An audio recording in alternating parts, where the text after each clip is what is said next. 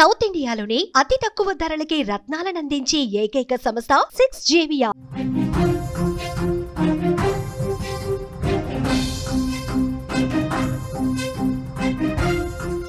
తెలంగాణలో కుండపోత వర్షాలు కురుస్తున్నాయి.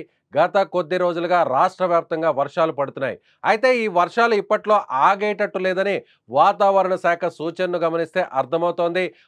గత కొన్ని రోజులుగా కుండపోత వర్షాలు కురుస్తాయని తెలుస్తోంది. నేటి నుంచి 4 రోజుల పాటు రాష్ట్రంలో వర్షాలు కొనసాగే అవకాశం ఉందని అధికారులు అంచనా వేశారు.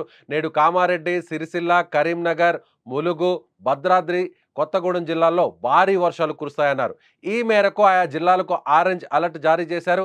ఈ జిల్లాల్లో అక్కడక్కడ భారీ వర్షాలు కురిసే అవకాశం ఉందని వెల్లడించారు. మిగిలిన జిల్లాల్లో ఉరుములు, మెరుపులతో కూడిన వర్షాలు పడతాయని వాతావరణ శాఖ తెలిపింది. శనివారం రాష్ట్ర రాజధాని హైదరాబాద్తో పాటు పలు జిల్లాల్లో వానలు కురిశాయి. కొన్ని చోట్ల భారీ వర్షాలు పడగా పలు చోట్ల ముసురు పడింది. అత్యధికంగా ములుగు జిల్లాలో వెంకటాపురంలో 10.6 సెంటీమీటర్ల వర్షం కురిసింది. ఉమ్మడి ఖమ్మం, ములుగు జిల్లాల్లో వర్ష ప్రభావం ఎక్కువగా ఉంది.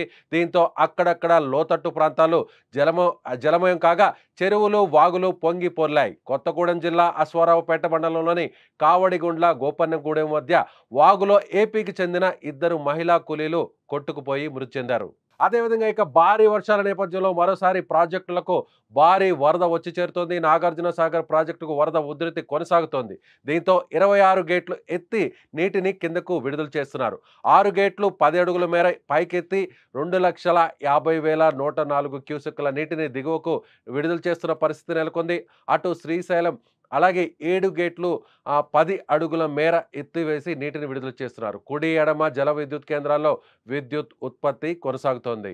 అదేవిధంగా రాష్ట్రంలో జూన్ నెలలో సాధారణ వర్షపాతం నమోదవగా జూలై చివరి వారానికి చేరుకునేసరికి వర్షాలు క్రమంగా పెరిగాయి. ఆగస్టు, సెప్టెంబర్ మాసాల్లో అయితే మరింత తీవ్రంగా కురుస్తూ రాష్ట్రంలోని పలు ప్రాంతాలను ప్రభావితం చేస్తున్నాయి. రోడ్లు ముంచెత్తడం, అలాగే వంతెనలపైకి వరద నీరు రావడం, గ్రామాలు, పట్టణాల్లో నీరు మునిగిన పరిస్థితులు తలెత్తడంతో ప్రజలు ఇబ్బందులు ఎదుర్కొంటున్నారు. భారీ వర్షాలు, వరదలు అనుభవాల నేపథ్యంలో అధికార యంత్రాంగం ముందు నుంచే ప్రజలను అప్రమత్తం చేస్తూ పకడ్బందీగా చర్యలు చేపడుతుంది.